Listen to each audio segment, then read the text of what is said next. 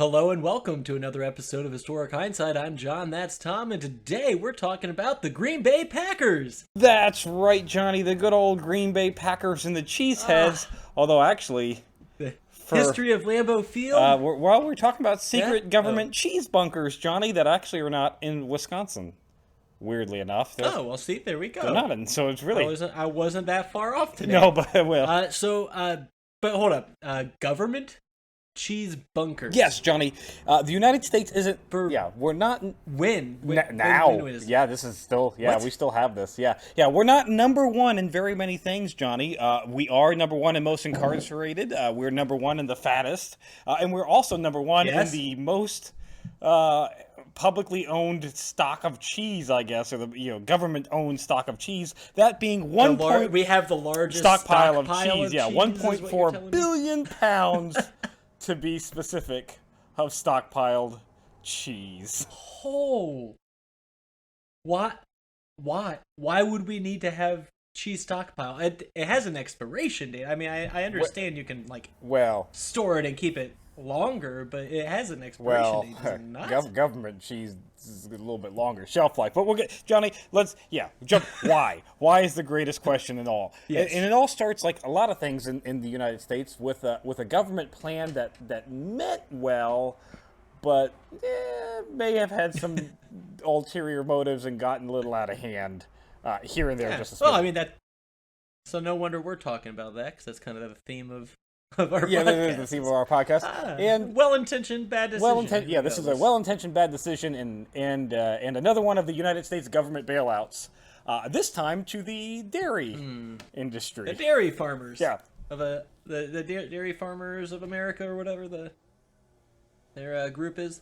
Yes, and the specific bailout here, Johnny, to the dairy farm is what we call agricultural subsidies. You see, the government needs farmers, and they need to ensure that people actually want to farm, and sometimes that means giving them free money by either buying product that is not sold, or encouraging them on the flip side to not actually make anything.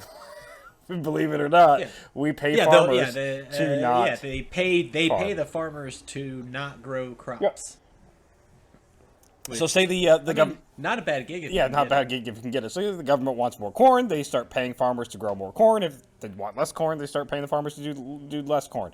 In a way, the government can falsely increase or decrease the supply and demand to benefit lobbyists. I mean, farmers. Yeah, no, farmers. Lobbyists have no control over any of this. After all these government-bought products are owned and operated by a government corporation called the Commodity Credit Corporation. Yes, if you didn't know that, the United States has its own corporation called the Commodity Credit Corporation, which deals in these excess stockpiles of agricultural goods. So that decides how expensive we're going to make all the food and everything. Yes, in a lot of ways, yes.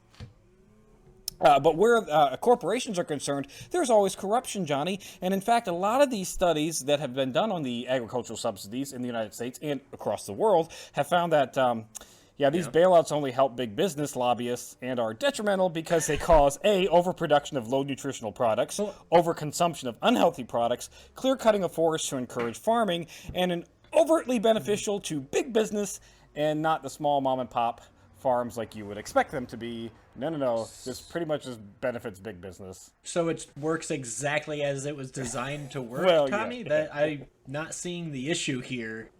The people who wrote the laws and did put all this into place are benefiting from it.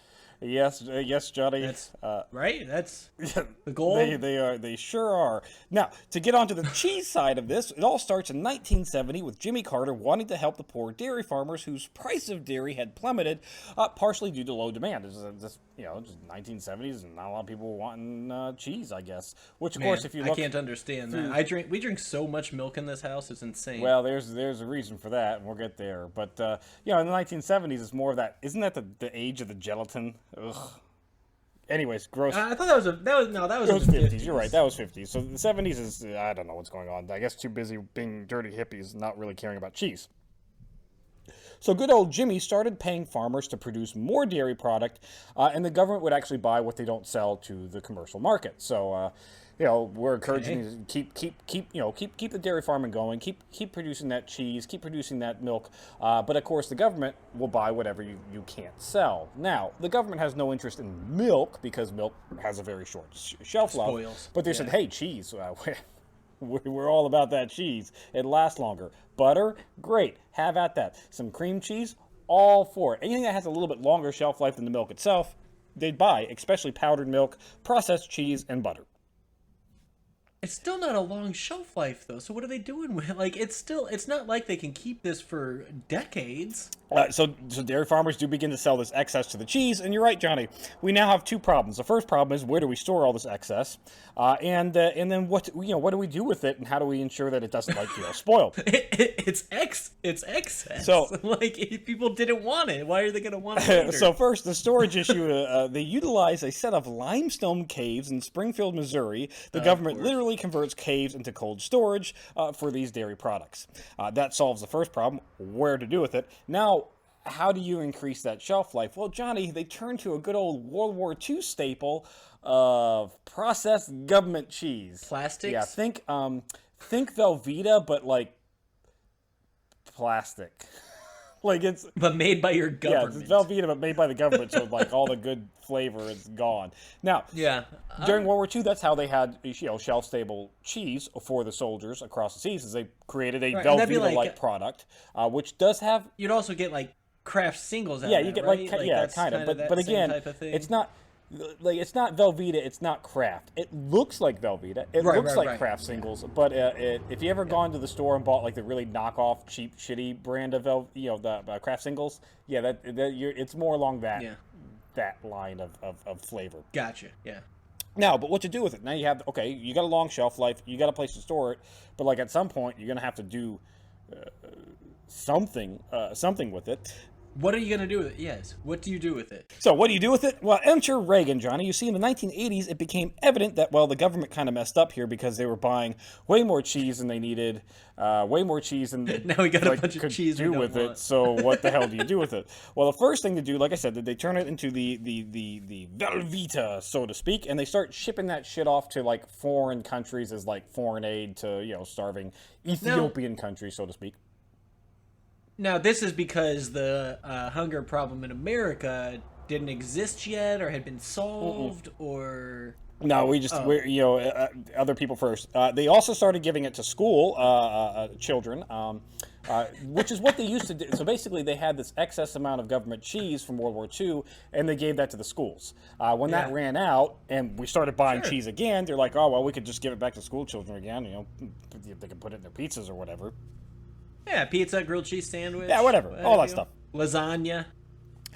Now, going back to your point, Johnny, the starvation in the United States, so we're shipping it across seas.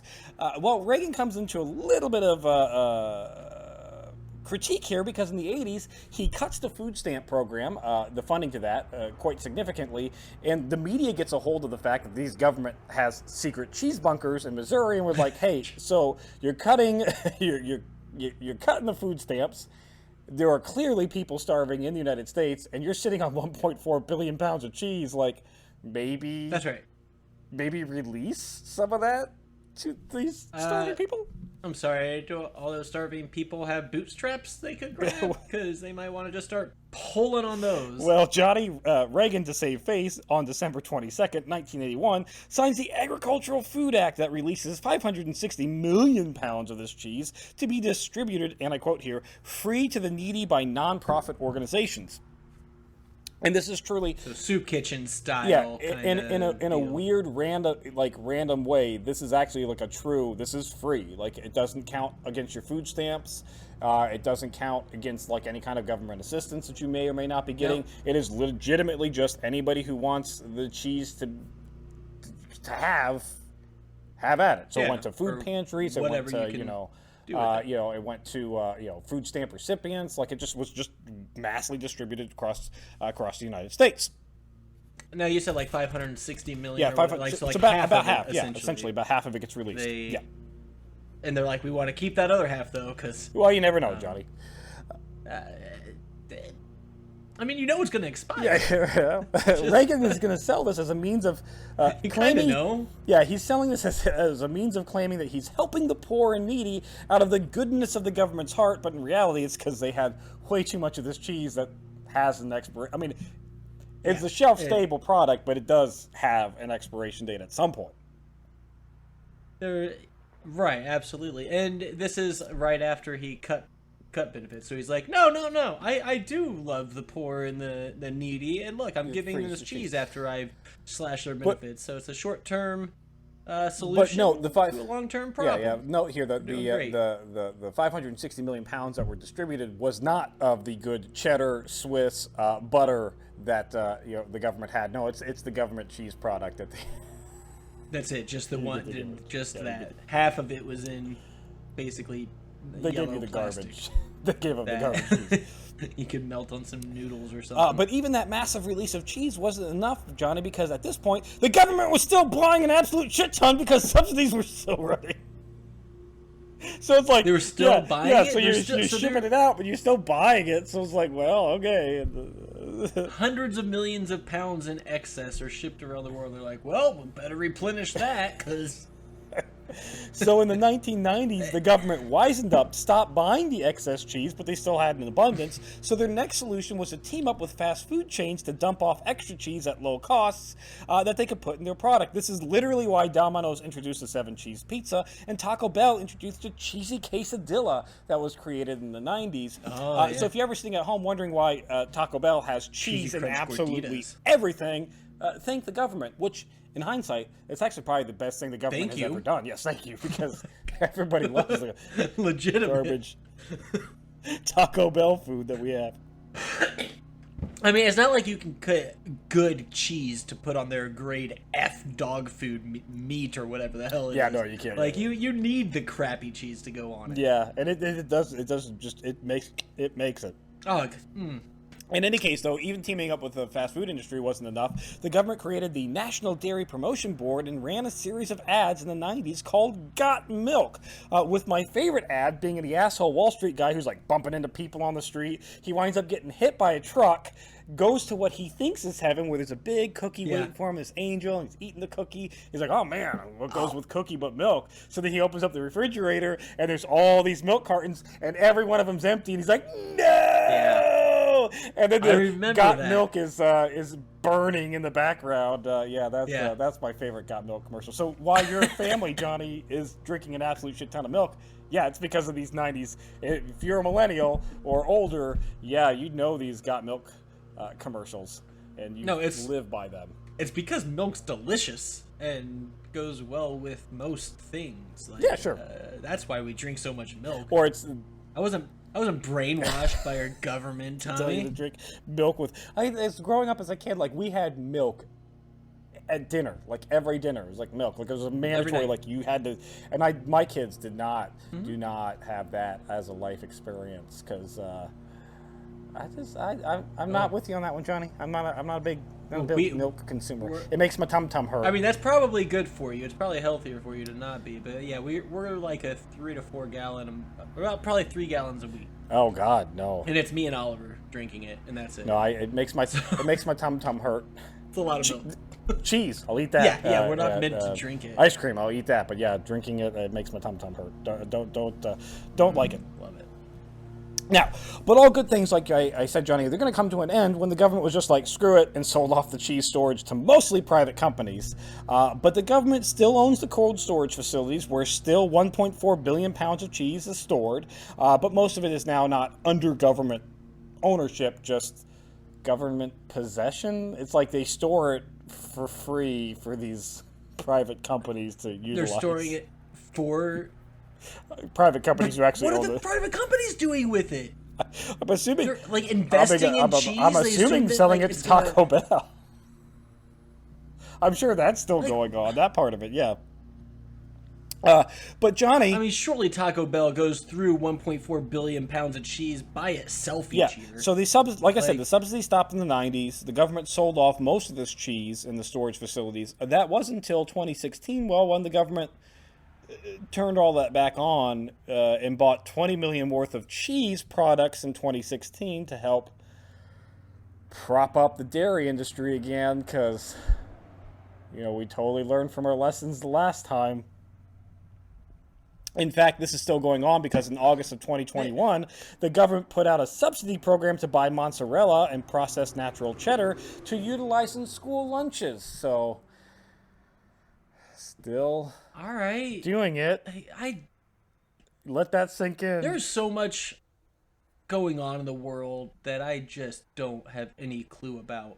And this is one of those things. And I think I'm more upset that I know about this now. That you know about the secret government cheese bunkers. This is so stupid and ridiculous. Yeah. Johnny, if it makes you feel better, all eligible seniors age 60 and above also get 32-ounce block of cheese a month, which doesn't, again, count to any of like the Social Security, food stamps, none of that stuff. If you're 60 years or older, you can get a 32-ounce block of cheese a month. Are we also giving people like bread and eggs and like fruits or vegetables or anything? Are we just being like, oh, if you're hungry, just live off of cheese? No, don't be crazy, Johnny. The cheese is because we have an excess and the government's buying it again. There's no excess of bread like that. I don't know if you've gone to the grocery store recently or not, Johnny. The bread is sold out. I don't do the grocery shopping in this house. Bread is quite limited, so you're not going to get that. And the meat is also quite limited, so you're not going to get that. So maybe instead of keeping on, how about instead of propping up these dairy farmers that can't seem push to them into killing the cows to actually make some meat? Yeah, that might be a better. Or have them grow some grain and make some bread. Oh, we have way too many. Do something else. Some wheat. Like, we need to like encourage wheat farming for some more bread because we got enough corn, got enough soy. The bread is quite limited. But there's a gluten. We got a war on gluten, Johnny. That's another episode we need to do. At some point is why people really are obsessed with gluten. Yeah. But in any case, Johnny, let it sink in. 2022, the government has once again started buying cheese excess and distributing government cheese to our elderly and school children. At least, you know what? I'm fine if they're buying it and distributing it. Yeah, okay. I'm fine with that.